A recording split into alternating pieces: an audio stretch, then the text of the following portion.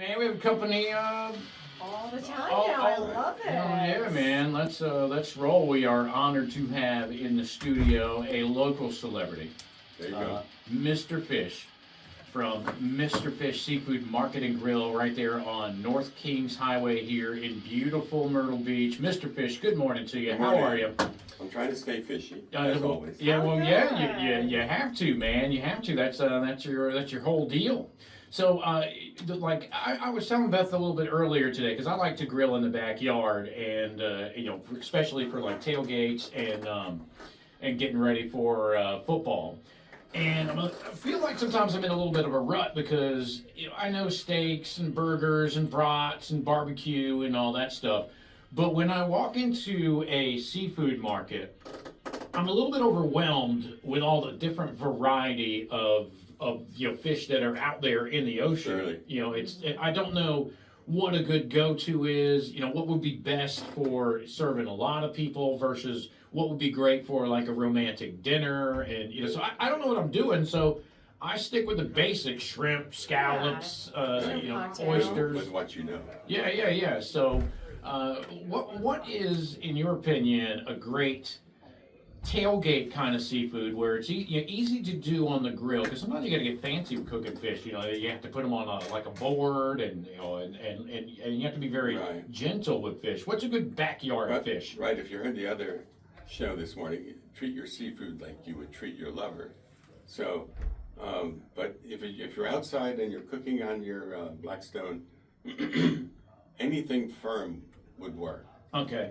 For instance, tuna, swordfish, that type of thing.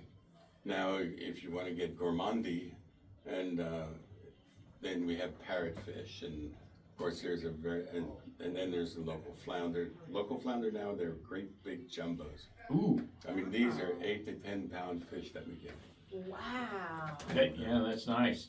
I forget about freshwater So fish. they're very thick. Here on the being on the ocean, I forget like completely. I guess I've gotten too fancy for freshwater fish since we have this ocean right here. Is that pretty normal though? 8 to 10 pounds for flounder? Well, years back, I was exporting flounder to Japan. Mm-hmm. And every year I'd go up to Hatteras, and for 3 months we would ship every bit that we could get our hands on. Well, we noticed that the size of the fish were going down. So finally, the NOAA and the feds, they all got together, and they put a moratorium on the smaller fish. Hence, most of these flounders that we get in now, which years back you never got these ultra jumbos, 10 and 12 pounders. Mm-hmm. But now most of them, we're seeing less males and more females. Huh. So it's a lesson in conservation. The price quadrupled or better, and especially there are some species that become a fish that it's more than tenderloin sometimes. Oh wow. So yes, you got to know how to cook it because you don't want to mess it up. Yeah. So what's a fish that you feel like people are kind of sleeping on? This is a great fish. Why aren't more people buying this? Because it's amazing. Other than I guess I'm calling it tilapia basic because that's the one thing, when I think of fish, I go to a tilapia. What should people consider when they go in there that they might not be thinking of? Parrotfish. Really? Oh yeah, it's wonderful. Is that a big fish or? It can be. We don't cut the little ones. Okay. The 4 to 6 pounders, 6 pounders, because the parrotfish only yields a third after you take off the head, the guts, and the bone structure. Yeah. And it's that you can sashimi if you want to. I mean, it's a Really? beautiful white meat, and it's just fabulous. Yeah, that sounds amazing. Are they? What time of year like parrotfish? Because you have to think about that when you buy seafood too. Like what's in season? Surely. And seafood is a very seasonal situation. And for instance, we got the local shrimp now, the head-on local stock. Yeah. And this is beautiful. They're chemical free. They're the way God made them. They're lovely. And now we're getting them 3-4 times a week, as we're still getting local crabs out of Georgetown. Oh wow. Wow. That's cool. Yeah, I would. I forget about local crabs. You know, and is that a fall thing? Crabs or It's about 8 months a year. okay. So what is the fish you're featuring? I know you have a feature that you do every month. What is your featured Today is item? triggerfish. Okay, perfect. Right, so So is that a big white flaky kind of fish? it is a little firm. Okay. So we did a catering, and I got in a lot of it, and so that's why we had a couple left over. So here's triggerfish stew, and we're doing a trigger hibachi. Ooh. So with a pico though, and not That sounds good. yeah, not Asian. So So when you do a triggerfish, is that a good one for the cast iron? Like a little butter on the bottom of it, and sear up both outsides, and surely. Okay. And then it's Yes. like then it's got a nice big flaky kind of almost like a if steak were a fish kind of a vibe. Yep, definitely. That's what I like. That's the kind I like. And from a seasonal aspect, we're also now we're selling fresh spots. Okay.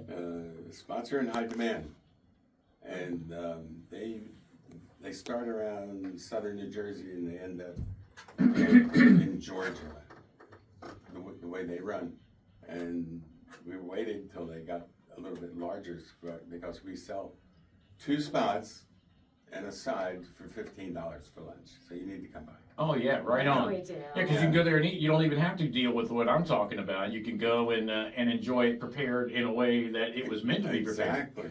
You look, we cook. I love it. I love it. That's pretty good. Can you explain to me, because there's been some kind of confusion on the oysters, how accurate is the oysters are only good with months that end with the letter R? Is there any accuracy to that? No, not in this day and age. In the old days, that's when no refrigeration was around, so that's why, in months with the R's were cooler and they felt they were better. Okay. They also, their reproductive cycle is in the summer, so they get very poor, they get almost translucent because their eyes are on, and their thoughts are on making babies. Okay. So obviously you get your crab from Georgetown right now. What about the lobster? Where are we getting the lobsters from? That's Well, Maine. Go ahead. I was going to say, that's Maine. We don't have lobster out here, do we? No, we don't. Yeah. Actually, we got rid of our tank because the cost to maintain that tank, and between the salt and everything, the filters and everything that went in it, Yeah. and now the price of lobsters to us is, by the time we pay freight, we got $10 in it. Nobody wants to pay it. Yeah, that's a lot. Even little tiny guys that they have frozen at the grocery store are pricey. So, Yep. But anyway, well, go by and see Mr. Fish. You can get all this advice in person, or to heck with it. Let them make it right there, Mr. Fish Seafood Market and Grill. They're on 6307 North Kings Highway. I appreciate all the insight. I'm gonna go get some parrotfish, I think, this weekend and try those bad boys out. Do you sell oysters in bulk?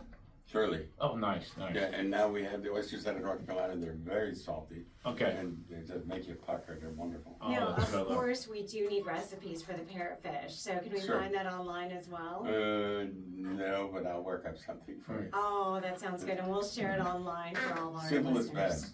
Just out of curiosity, because you're the expert on seafood. Like when it comes to oysters, what is your personal preference? Do you like them raw? Do you like them lightly steamed? How does Mr. Fish eat his oysters? All the above.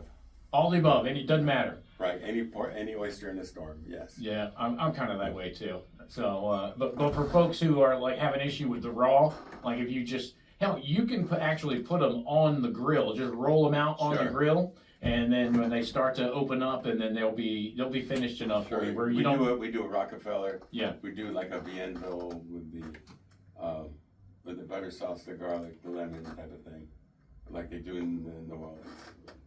So, Yeah, Beth, you couldn't even mess up like clams or oysters on the grill. You just roll them out on there on the heat, and Easy. when they're done, they open, and you just pluck them off with a pair of tongs, and then you go to town. I do want to try the boil. Everyone's talking about Surely. the boil lately. we got a half boil and then a whole boil. A whole boil will feed 4 people nicely.